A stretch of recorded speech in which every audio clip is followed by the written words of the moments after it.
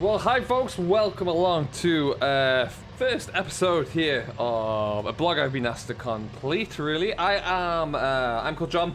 I am a farm manager here for a fairly large, by British standards, estate. We are currently farming in the region of around about 1,300 acres of mixed arable and grassland here in North Northumberland. And what we're doing, we're going to kind of bring you along for the ride, really, to show you what that looks like, what our farm practice looks like here, and how that all looks. Right now, you follow me as I am bringing Derek down to his field, just escorting him down. He's going around the corner, really. But he's going to set himself up here and get going. Just let him do his thing there. And whilst we're down here as well, we're also going to check in on, we have one of my other workers just down the road here as well, so we'll see how that goes for him. There he goes, perfect, just getting that folded down there. So, like I was saying, there are 1,300 acre arable and grassland farm here in North Northumberland. We have 3 workers and myself, John. I have been the farm manager here now for getting on for about 4 years. Over there in the corner I have Beefy. He is driving my oldest tractor in the fleet right now. The fourth tractor in the fleet, and the oldest. It's a Fendt. It's a beautiful Fendt, but it's got about 7,000 hours on the clock. It's going to probably be the next thing I change out, actually, when I'm ready to. I'm not quite ready to do that yet because it's working perfectly. So yeah, we're going to keep hold of that for a little bit longer. But yeah, we are just starting to get onto the grass here, give it a little bit of a dose of nitrogen just to boost it along before we get into first cut silage. So a little bit late onto here, mainly just completely down to the weather. It's just not been anywhere near as good as we'd like. It's still very cold. I've got about, oh, there goes the local train. That must be the 11 a.m. down to York. I've got in the region of around about 250 acres. I want spring barley. I want to get into the ground. I just can't get on with it at the moment. The ground's just too cold. So at some stage we'll have to get into that. We are just starting to turn the soil over now. It's getting a little bit better, but it's still not there. So that's something that I am desperately hoping improves as it gets a little bit warmer in the days and weeks to come. So yeah, we have Derek, myself, and Annabelle, and Beefy, who is behind me. That is my workforce. Gone are the days, really, where we used to have a much larger workforce. Obviously, bigger equipment these days kind of does mean and allow for us to have fewer operators. And this is no exception. We are predominantly Fendt based now as a farm. We made the big move across the Fendt. Well, that one over there was the first Fendt that we got, the 818 over there. And since then, we're moving onwards and onwards. Derek has been our main cultivation driver now for a while. He drives his got 930 over there, which is fairly new. It's a beautiful machine. Does us wonderfully well there. We've got a new to us 724 as well, which is a lovely tractor. I occasionally get behind the wheel of that one. And then we've got a few more bits of equipment we're going to have a look at. We're not going to show you all of the stuff in the yard there yet, but this time for that, we will definitely get around to that. We're just trying to do all of the cultivation done around home farm right now, and then we'll be moving on to second yard. But we're going to head over there right about now actually to go and pick up a telehandler because we need to bring that back today. So, as I said, yeah, we've got about 400 acres right now, maybe a bit less actually, 400 acres of grassland for silage. We do have approximately 130 head of beef cattle right now, we've recently just taken on a new dairy farm, and we're looking at probably increasing our head of cattle just to accommodate that as well. Would probably make the most sense for us. And right now, the farm is owned by Buckley Farm Estate. So I'm by no means the owner. I'm just a farm manager. So we're in a position where we're getting bigger in efforts and in order to survive the harsher economy these days.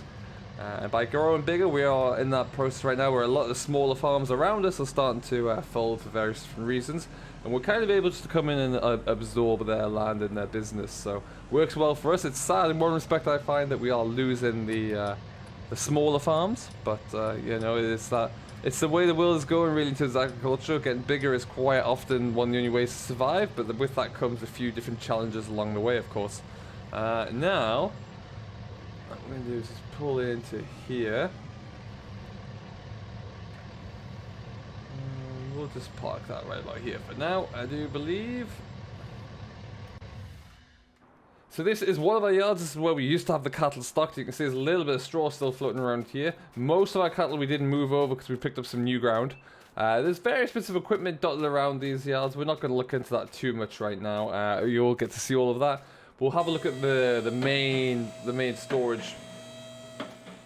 Where did Annabelle leave the telehandler? There it is. So this is just a few of our bits of equipment in here. Got a mowers and the baler.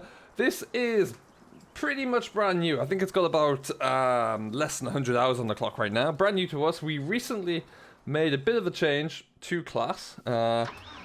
Main reason for that being local dealer Rickaby's are in the area. They reached out to us. They gave us some great support and a great demonstration of the new Scorpion.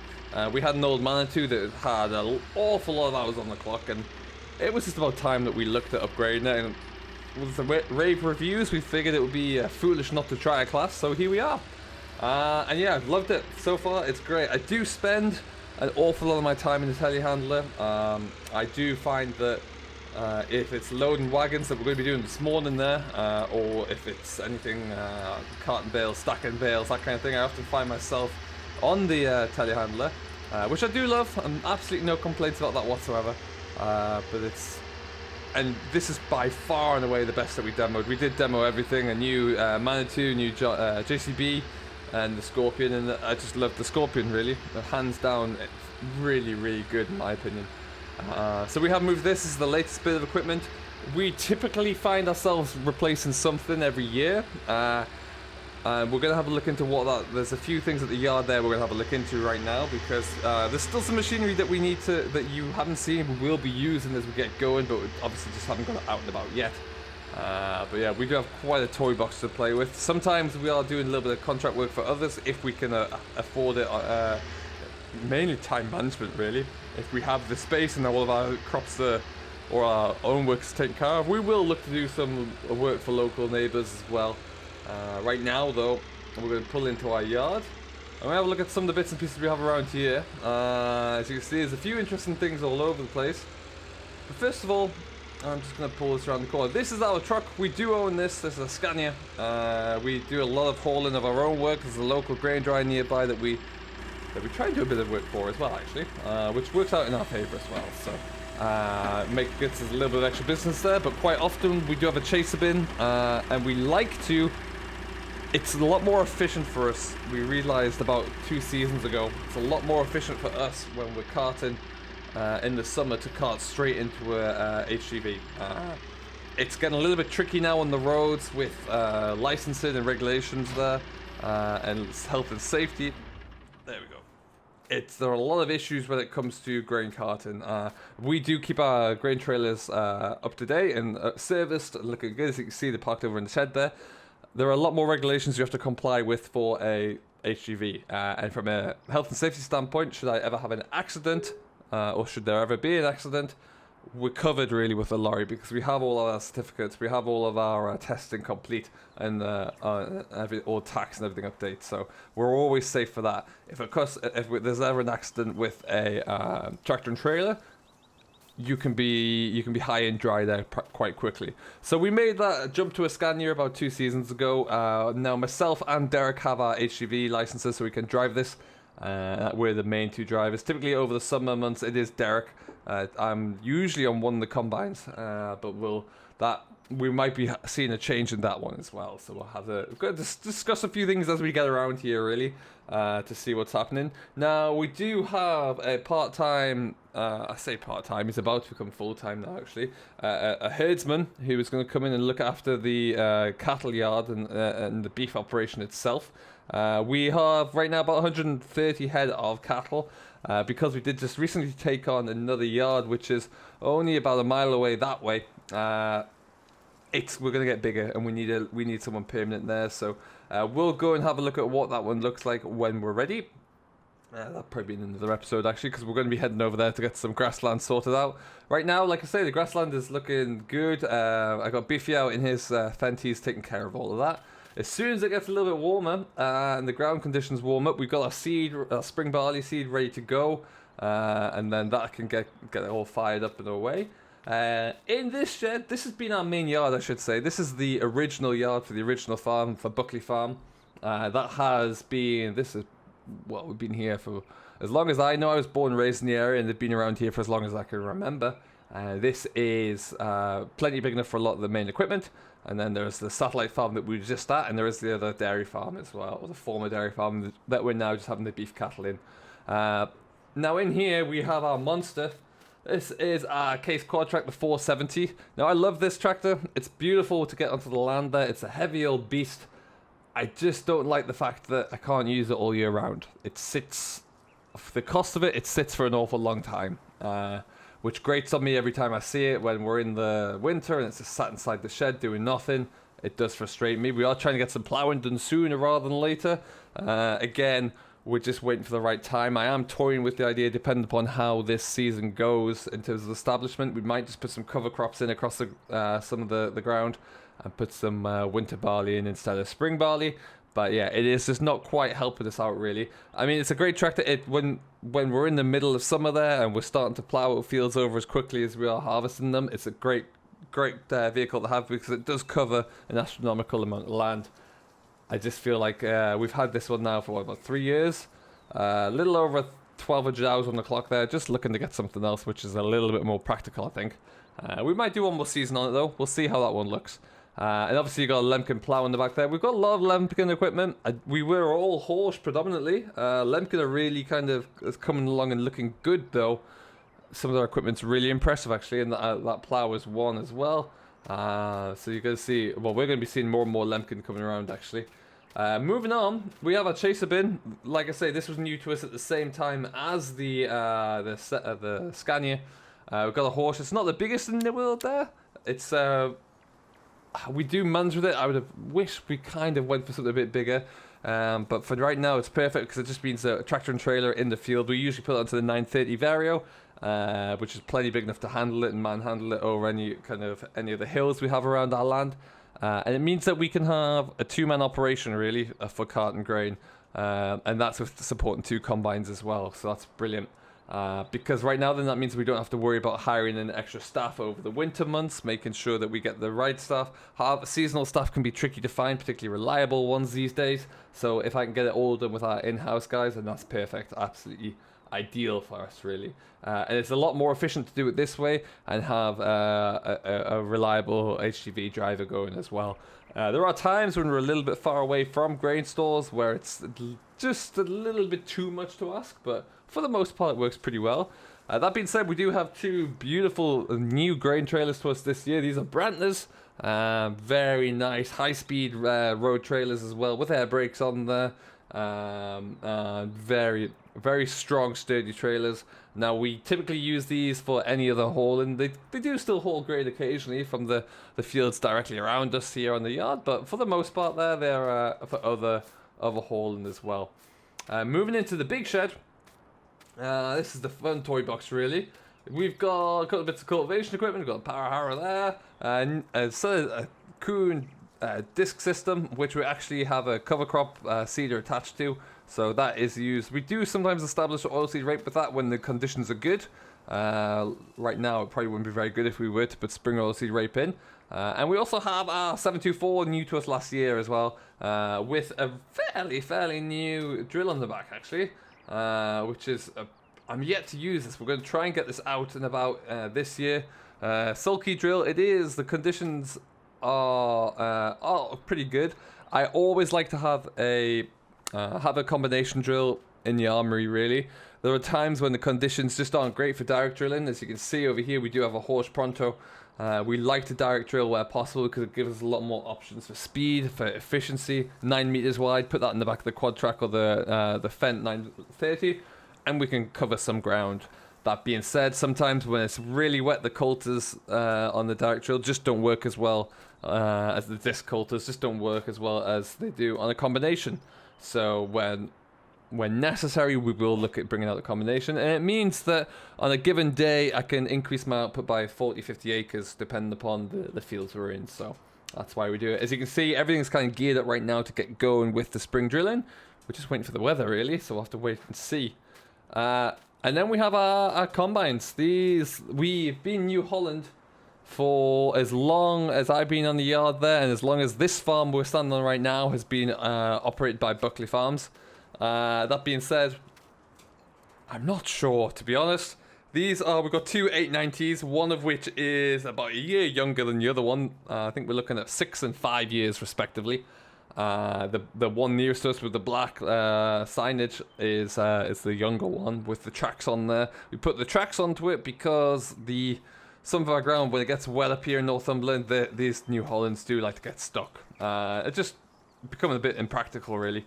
So that's why we've gone ahead and put tracks onto this one, which did make a noticeable improvement, to be honest. There, really, really did. We've got two 7.5 meter headers on here, which again, it's good. The fields aren't, beg your pardon, two 9 meter headers. Sorry. Nice size for these combines. Does work well.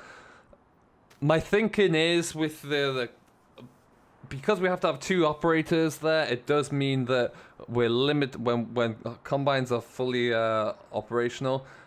It reduces what else we can do. I am looking into direct drilling straight behind the combine in some instances, what we call a 5-minute fallow, where we want to capture as much of the summer sun and the benefits of that to get nitrogen back into the ground, and we can't do that with our current resources. So as these combines are getting to the age of being replaced, we're toying with the idea now and looking into the option of trading these two girls in to get one bigger machine. So there's a lot of thinking and thought process to be put into place for that one, but we'll see. So that's kind of where we stand there as well. There's lots of other things to see, lots of different machinery to see as well. We're going to be bringing you an episode at least every week with an update of what we're getting on with at the farm here. Right now, I am going to load up some of the last of our harvested wheat from last year. This is a variety called Skyfall. This is going away to be made into flour. So what we're going to do, I'm going to move forward. I'm going to move my truck around. I'm probably going to turn it around here, turn the Scania around, and then we'll get this loaded up with the class, I should think, in here. So this is one of our main grain stores. We do find ourselves... Typically, there's a huge grain store about 5 miles away that we store a lot in. I'm actually trying to find some land that we can buy.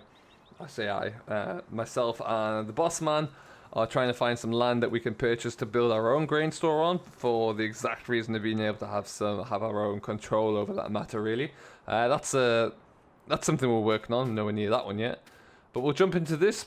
A beauty of a truck. I would love to get a low loader for this as well.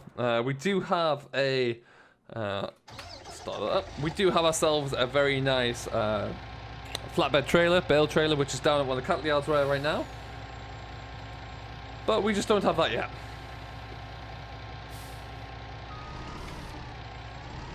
Okay, let's just get ourselves forward here. There we go.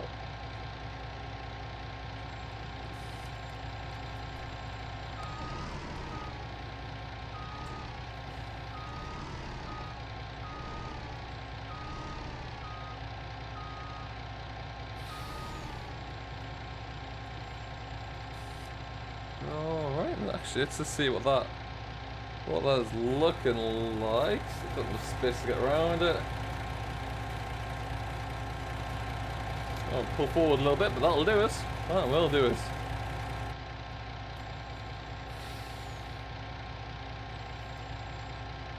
So yeah, like I was mentioning, we will be coming back to you with daily update, or at least once, maybe twice weekly updates here from the farm. If you do have any questions, comments, or feedback about what we do as an operation, please do let us know.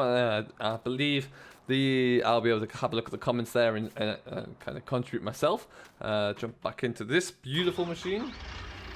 This Scorpion really comes into its own when you're handling grain and loading wagons. It's just such a good machine for that. The difference between having this and our older Manitou, which was much slower when you compare it, night and day really.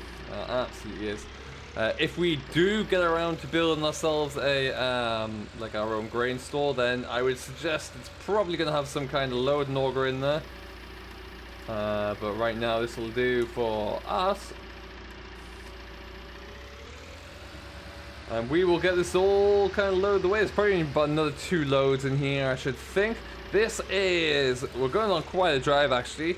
In this tractor, or in our truck, sorry, here. Takes about an hour in each direction, where we go to a even bigger grain storage place, really. It's absolutely huge. And from there, it's kind of processed down. So we'll see the end of it. This has already been sold long ago on a pre-harvest contract there. We do a mixture on how we sell our grain. A lot of it is already, like I say, pre-sold before it's even the combine enters the gateway.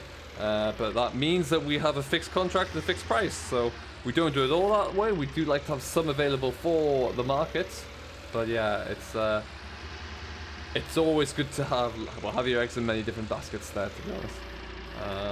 And we'll see how that goes. But right now, I'm going to continue loading this up. I hope that was a very insightful beginning to the story.